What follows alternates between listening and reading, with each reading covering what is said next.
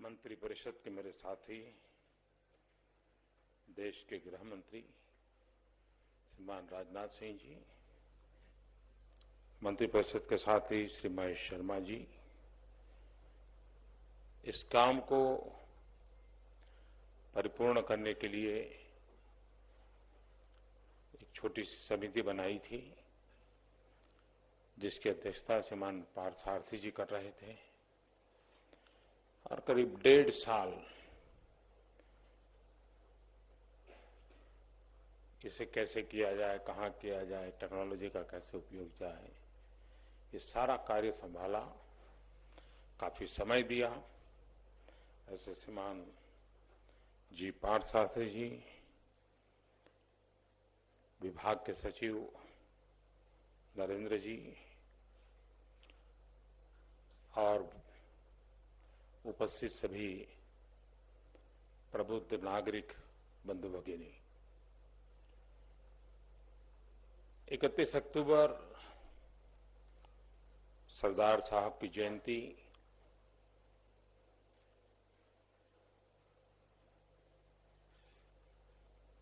जब हम सरदार साहब की जयंती मना रहे हैं और जब हम एकता की बात करते हैं तो पहले तो संदेश यही साफ है कि मैं भाजपा वाला हूं, सरदार साहब कांग्रेसी थे।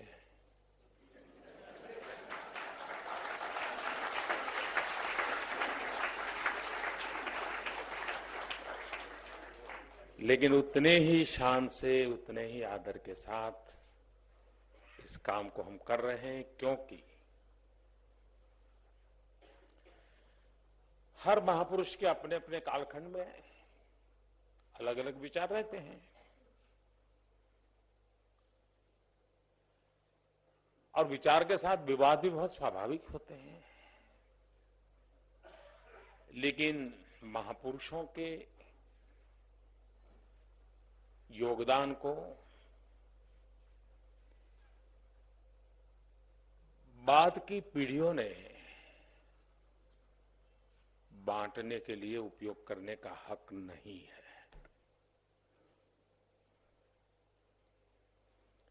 उसमें से जोड़ने वाली चीजें ढूंढना,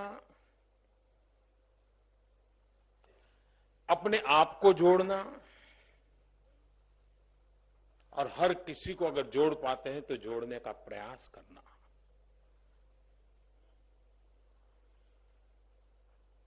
मैं हैरान, कुछ लोग मुझे इस पर आरोप लगा रहे हैं कि आप कौन होते हैं सरदार साहब की जयंती मनाने वाले। ये बात सही है, लेकिन सरदार साहब ऐसे थे जिसके परिवार ने कोई कॉपीराइट लिया हुआ नहीं है।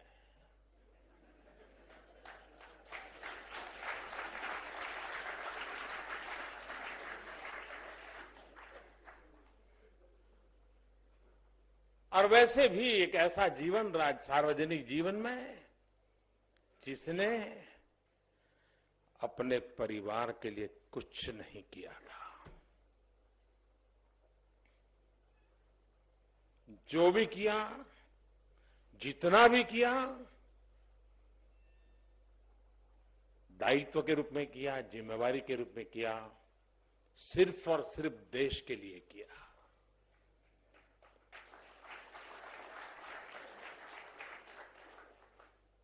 अगर ये बातें आज की पीढ़ी को उदाहरण के रूप में प्रस्तुत करेंगे तो हम किसी को कह सकते हैं, भाई ठीक है, परिवार है, लेकिन थोड़ा देश का भी तो देखो। और इसलिए ऐसे अनेक महापुरुष, कोई एक नहीं, अनेक महापुरुष हैं जिसके जीवन को नई पीढ़ी के सामने आन बान शान के रूप में हमें प्रस्तुत करना चाहिए।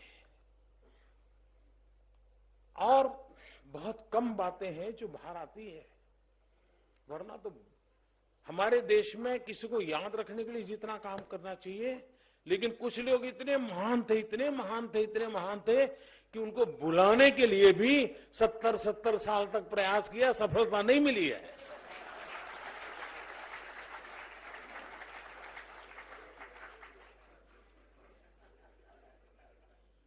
और इसलिए कई बातें, सरदार साहब के जीवन की कई बातें ऐसी हैं। कभी कभी हम सुनते हैं शासन व्यवस्था में विमेन रिजर्वेशन, महिलाओं के लिए आरक्षण। आपको ढेर सारे नाम मिलेंगे जो क्लेम करते होंगे या उनके चेले क्लेम करते होंगे कि विमेन आरक्षण का क्रेडिट फलाने फलाने को जाता है। लेकिन मैंने जितना पढ़ा है उसमें 1930 में जबकि सरदार वल्लभ भाई पटेल अहमदाबाद म्युनिसिपैलिटी के अध्यक्ष थे, उन्होंने 33% विमेन रिजर्वेशन का प्रस्ताव किया हुआ है।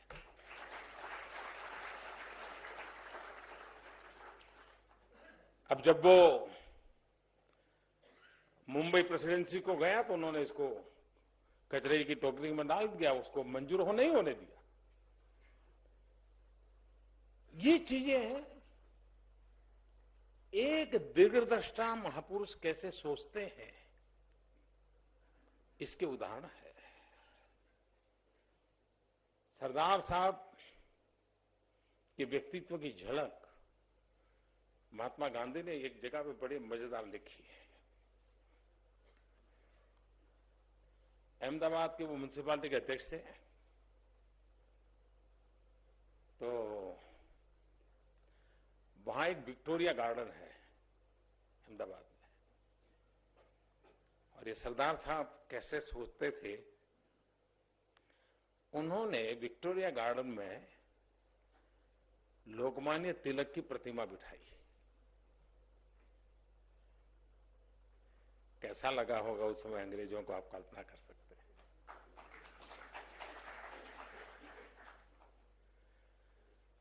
और शायद देश में वो अकेली लोकमान्य तिलक जी की प्रतिमा है जो सिंहासन पर बैठ करके उन्होंने कल्पना की और वो बनाई है। बड़ी अच्छी प्रतिमा है। और दूसरी विशेषता, गांधी जी को आग्रह किया कि इसका लोकार्पण आप करो। और तीसरा, उन्होंने कहा मैं नहीं रहूंगा। और गांधी जी ने उस दिन डायरी पे लिखा है, उस उद्घाटन के समारोह में उन्होंने लिखा कि अहमदाबाद म्युनिसिपल कॉरपोरेशन में कौन बैठा है उसको अगर जानना है तो इस निर्णय से पता चलता है कोई सरदार बैठा है।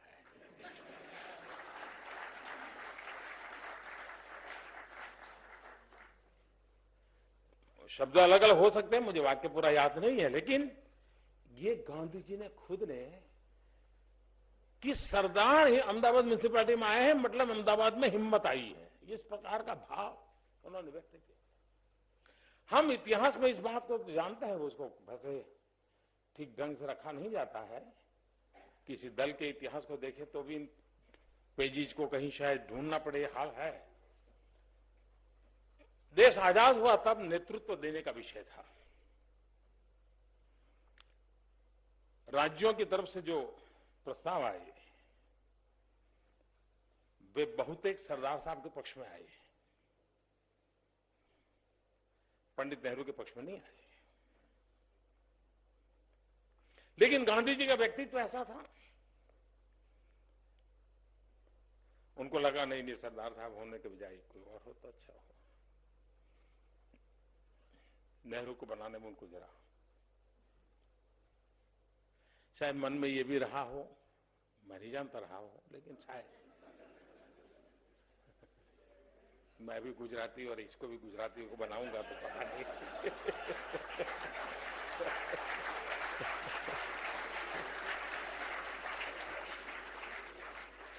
खैर ये तो मेरा साहित्यिक तर्क है, मेरे पास ऐतिहासिक प्रमाण होकर रही है, मैं मजाक में कह रहा हूं। लेकिन लोगों को लगता है कि भाई देखिए सरदार साहब कैसे, कोई रिवोल्ट नहीं किया, तूफान खड़ा नहीं किया। तो एक म्युनिसिपैलिटी के अध्यक्ष का मामला हो तो भी अच्छा, मेरे पास 30 लोग आ जाओ, यही होता है जी। ऐसा नहीं किया। लेकिन ये नहीं किया, ये बात उतनी ज्यादा उजागर नहीं होने दी जा रही है, लेकिन सच्चाई को नकारा नहीं जा सकता। लेकिन सरदार साहब कौन थे, इस बात का पता एक और घटना से मिलता है। 1 नवंबर 1926, यानी ठीक कल 1 नवंबर है, 90 साल पहले, जबकि सरदार साहब अहमदाबाद म्युनिसिपैलिटी के अध्यक्ष थे और स्टैंडिंग कमेटी का चुनाव था। अब सबका आग्रह था कि अध्यक्ष और स्टैंडिंग कमेटी चेयरमैन एक रहे तो इस कारोबार को चलाना सुविधाजनक होगा। तो सबके आग्रह पर सरदार साहब चुनाव में खड़े हुए। उनके सामने एक मिस्टर दौलत राय करके थे, वो खड़े हुए और दोनों को 23-23 वोट मिले। तब कास्टिंग वोट आया अध्यक्ष को करने का, जो सरदार पटेल थे, स्वयं उम्मीदवार भी थे और सबको कास्टिंग वोट करना था। और देश को आश्चर्य होगा, सरदार पटेल ने अपने खुद के खिलाफ वोट किया था।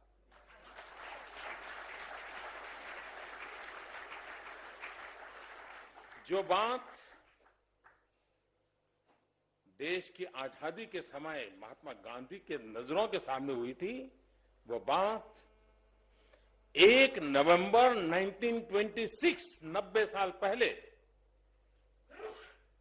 एक महापुरुष ने,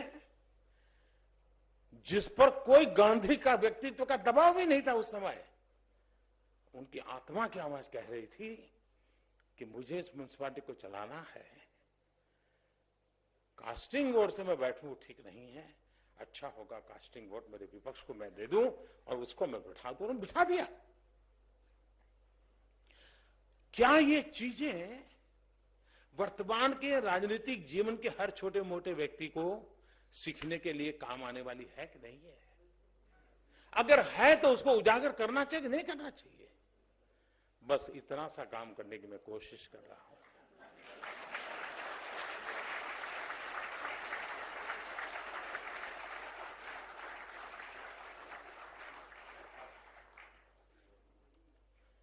आप कल्पना करिए, कोई बहुत पुरानी इतिहास तो है नहीं, 47, 48, 49 का कालखंड।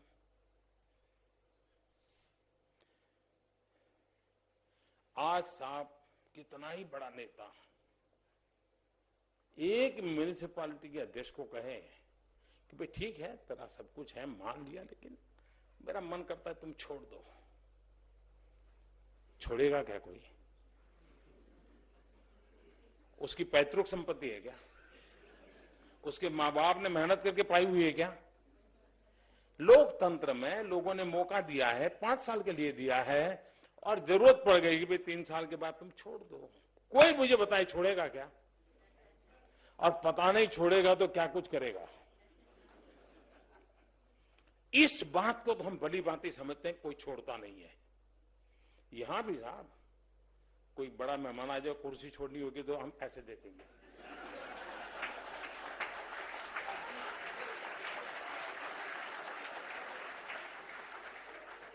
ऐसा लगेगा उसको पता ही नहीं वो आए हैं। मनुष्य का मूलभूत स्वभाव है साहब। हम बस में, विमान में दौरा कर जाते हैं, कभी ट्रैवलिंग करते हैं, बगल वाली सीट खाली है, हमने अपनी किताब रखी, मोबाइल फोन रखा, और जहाज चलने की तैयारी में है, बस चलने की तैयारी में है, इतने में लास्ट मोमेंट कोई पैसेंजर आ गया। वो सीट तो हमारी नहीं थी, खाली थी, और हमने कुछ रखा था। हमको इतना आदमी बुरा लगता है यार, ये कहां आ गया, सब उठाना पड़ता है।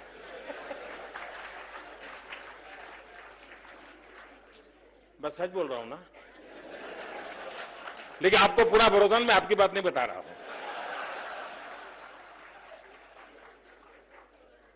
मनुष्य का स्वभाव है। लेकिन आप कल्पना कीजिए इस महापुरुष का व्यक्तित्व कैसा होगा। सरदार साहब के अंदर वो कौन सा तेज पुंज होगा ऐसे ऐसे रजवाड़ों के पास गए जिनके पूर्वजों ने अपनी तलवार की नोक पर पाई हुई सत्ता थी ये कभी अपने बाहुबल से पाई हुई थी, अपने पूर्वजों ने बलिदान दिए थे। लेकिन सरदार साहब ने कहा भाई वक्त बदल चुका है, देश चाहता है, और उन्होंने पल भर में सिग्नेचर कर दिया।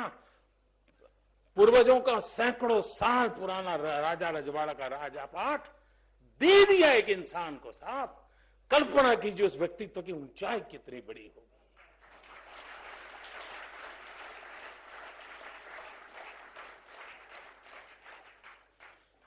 मैं गुजरात से हूं। गुजरात में क्षत्रिय और पटेल लंबे अरसे से एक प्रकार से तू मैं वाला मामला रहा है। पटेल खेती करने वाले लोग, उनको लगता था ये लोग हमें दबाते हैं, उनको लगता है इनको कुछ समझ नहीं है, हम राजा लोग हैं, वगैरह वगैरह चलता रहता है समाज में हमारे यहाँ कई छोटी बड़ी। साहब कल्पना कीजिए एक पटेल का बेटा क्षत्रिय राजनेता राजपुरुष को कह रहा है छोड़ दो, और एक पटेल बेटे की बात मानकर के क्षत्रिय छोड़ देता है। समाज में इससे बड़ी ताकत क्या होती है? कितनी बड़ी ताकत है। और उस अर्थ में हम देखें एक एक पहलू सरदार साहब के सामर्थ्य को प्रकट करने का प्रयास। यहां एक डिजिटल म्यूजियम बनाया गया है। ये संपूर्ण सरदार तो हो नहीं सकते हैं, हम सब मिलकर कोशिश करें तो भी सरदार इतने बड़े थे कुछ न कुछ तो छूट ही जाएगा। लेकिन सबने मिलकर के कोशिश की है और संपूर्ण सरदार को पाने, देखने, समझने के लिए खिड़की खोलने का काम इस प्रयास में है। मैं इतना ही दावा करता हूं, ज्यादा नहीं करता हूं। आधुनिक टेक्नोलॉजी का भरपूर प्रयास किया गया है, घटनाओं को जीवित करने का प्रयास किया गया है,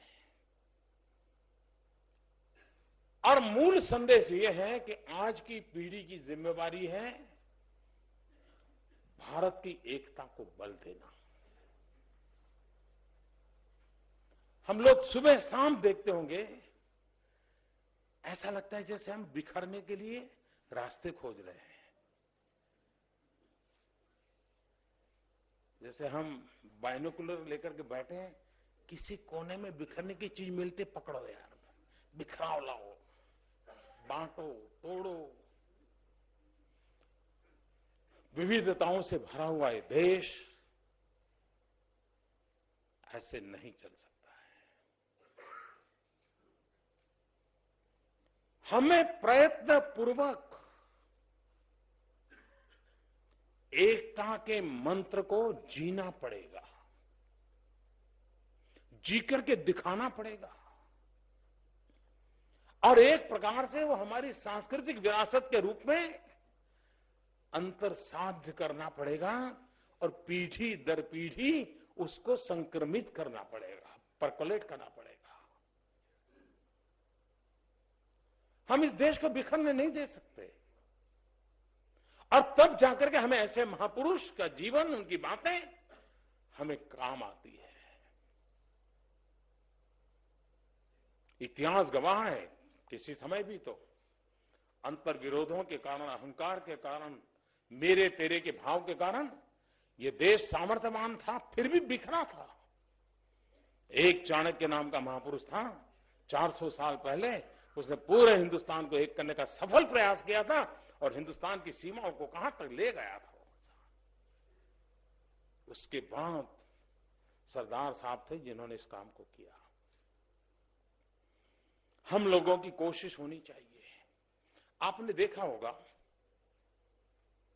हमारा कोई बच्चा स्पेनिश लैंग्वेज सीखता है तो हम घर में जो भी मेहमान आए उसके सामने नमूना पेश करते हैं। मेरे बेटे को स्पेनिश आता है, मेरे बच्ची को फ्रेंच आता है। अच्छी बात है, मैं इसकी आलोचना नहीं करता हूं। हर एक को लगता है अपने कैरियर में जरूरी है, लेकिन कभी इस बात का गर्व नहीं होता है हम पंजाब में पैदा हुए, लेकिन मेरा बच्चा है मलयालम भाषा बहुत अच्छी बोलता है। ये कहने का मुझे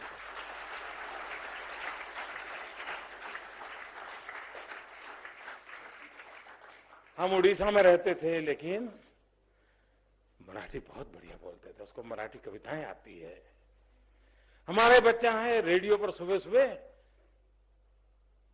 रविंद्र संगीत सुनता है, उसको बंगाली गीत बहुत अच्छे लगते हैं, रविंद्र संगीत उसको बहुत प्यारा लगता है। ये मन क्यों नहीं करना चाहिए? मैं पंजाब में रहता हूं, लोग कभी मेहमान आते तो कहता हूं हाँ हमें डोसा बनाना आता है, ये तो सीख गए हैं। मैं केरल जाऊं, कोई कहे मोदी जी आप आए चलो ढोकला खिला देता हूं। इन चीजों ने तो हमें थोड़ा बहुत अंतर संपर्क बढ़ा रहा है, लेकिन प्रयत्न पूर्वक हमने हमारे देश को जानना चाहिए, जीना चाहिए, हमें अपना विस्तार करना चाहिए। मैं किसी एक राज्य में भले पैदा हुआ, एक भाषा में भले पढ़ा बढ़ा, लेकिन ये मेरा देश है, सब कुछ मेरा है, मुझे उसके साथ जुड़ना चाहिए। ये गौरव का भाव हमें एकता के मंत्र को जीने के लिए रास्ता दिखाता है। हमारे देश में इस बात का तो बहुत झगड़ा हुआ, हिंदी भाषा को मानेंगे कि नहीं मानेंगे। लेकिन अगर हम केयरफुली, कुशलतापूर्वक सब भाषाओं को अपने में समेटे तो इस संघर्ष के लिए कोई चांस नहीं है जी। आप देखिए कभी कभी कोई शब्द हमें ध्यान नहीं आता है तो हम अंग्रेजी शब्द का उपयोग करते हैं, अपनी भाषा में समझता नहीं तो हम बड़ी आसानी से अंग्रेजी शब्द बोल लेते हैं।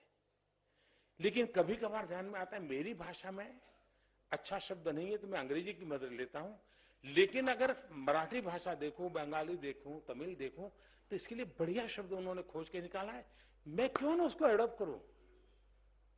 मैं आसानी से मेरे देश की किसी भाषा का अच्छा शब्द है तो एडॉप्ट क्यों ना करूं। लेकिन ये मुझे ज्ञान ही नहीं है, उस अज्ञान में से मुझे मुक्ति मिलनी चाहिए, अपनों को जानना चाहिए। ये एक छोटा सा प्रयास है, इसमें बोल चाल के 100 वाक्य निकाले, कैसे हो, नजदीक में अच्छा खाना कहां मिलेगा, शहर की जनसंख्या कितनी है, ऑटो रिक्शा का स्टैंड कहां, छोटे छोटे सवाल। मुझे बीमारी जैसा लगता है कि नजदीक में कोई डॉक्टर मिलेंगे क्या, ऐसे छोटे छोटे वाक्य हर भाषा में वाक्य उपलब्ध है। जिस दिन लोगों के हाथ में ये ऑनलाइन भी अवेलेबल है, उसको लगेगा अच्छा भी हम केरल जा रहे हैं, चलिए यार 100 वाक्य पकड़ ले, कोई मुश्किल नहीं हो जाएगा, इससे बात कर लेंगे, मिल जाएगा। हमारी अपनी विरासत, एक भारत श्रेष्ठ भारत, इस कार्यक्रम को आज हम इस कार्यक्रम के माध्यम से लॉन्च कर रहे हैं। और प्रयास शुरू में ये है, आपने देखा होगा देश में हर किसी को ग्लोबल बनने का तो बड़ा आवश्यकता भी है, मैं इसका विरोधी नहीं हूं। एक राज्य रशिया के एक राज्य के साथ तो जुड़ जाएगा, एक शहर अमेरिका के एक शहर से तो जुड़ जाएगा, लेकिन मेरे अपने देश में मैं किसी शहर से जुड़ूं, मैं अपने ही देश में किसी राज्य से जुड़ूं, मैं अपने ही देश में किसी यूनिवर्सिटी से जुड़ूं, इन चीजों को हम क्यों नहीं करते? ये सहज चीजें हैं जो ताकत बढ़ाती हैं। आज जिन 6 राज्यों ने दूसरे के राज्य के साथ समझौता किया है, उसका मतलब हुआ कि 1 साल के लिए ये राज्य उस राज्य के साथ अलग अलग प्रकार के ऐसे काम करेंगे ताकि दोनों एक दूसरे को भली भांति समझे, सहयोग करें और विकास की यात्रा में सहयात्री बने। कार्यक्रमों का स्वरूप बड़ा बोझिल रखने की जरूरत नहीं, हल्का फुल्का। मान लीजिए केरल ने महाराष्ट्र के साथ समझौता किया, अच्छा मान लीजिए उड़ीसा और महाराष्ट्र हुआ शायद, उड़ीसा और महाराष्ट्र किया ना, मान लीजिए उड़ीसा और महाराष्ट्र ने समझौता किया। क्या हम 2017 में महाराष्ट्र की स्कूलों कॉलेजेस से जो टूरिस्ट जाएंगे उनको कहेंगे भाई 2017 में तो आप उड़ीसा जरूर जाइए। उड़ीसा से जो जाएंगे 2017 में टूर के लिए, टूर में तो जाते ही है, आप इस बार महाराष्ट्र जाएंगे। फिर ये भी तय कर सकते हैं कि ये यूनिवर्सिटी उस जिले में गई थी तो ये यूनिवर्सिटी उस जिले में जाएगी, जोड़ सकते हैं। पहले जाते थे धर्मशाला में या होटल में रहते थे, इस बार तय करें नहीं, इस योजना के तहत आए हो, 100 स्टूडेंट आए हैं, हमारी इस कॉलेज के 100 स्टूडेंट के घर में आपके 100 लोग रहेंगे, 100 परिवार। और जब घर में रहेंगे तो सुबह कैसे उठते हैं, कैसे पूजा करते हैं, कैसे खाना खाते हैं, क्या वैरायटी होती है, माँ बाप के साथ क्या, सब चीजें अपने आप जीने लगेगा। अब इसके लिए खर्चा भी कम हो जाएगा टूरिस्ट का। मैं मूलतः तो खर्चा मेरे ध्यान में जल्दी आता है। मेरा कहने का तात्पर्य, अब मुझे बताइए, अब इन दिनों मैंने देखा है कि पूरे देश में देशभक्ति का एक भाव प्रखर रूप से भरता है। हर कोई दिवाली का दिया जलाता है लेकिन उसको देश का जवान दिखता है, देश के जवानों की शहादत दिखती है, भाव पैदा हुआ है। क्या हम 5 अच्छे गीत, अब महाराष्ट्र के लोग स्कूलों में 5 गीत एक साल में उड़िया भाषा में गाना शुरू करें, और उड़िया भाषा भाषी पढ़ने वाले उड़ीसा वाले 5 मराठी गीत गाना शुरू करें, जब मिलेंगे तब भाव क्या जगेगा, आप मुझे बताइए।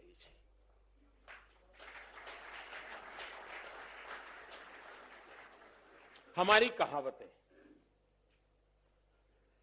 किसी भी भाषा में हम बोलते होंगे, लेकिन आपने देखा होगा कि हमारी कहावतों का जो सेंट्रल थ्रेड होता है वो कॉमन होता है।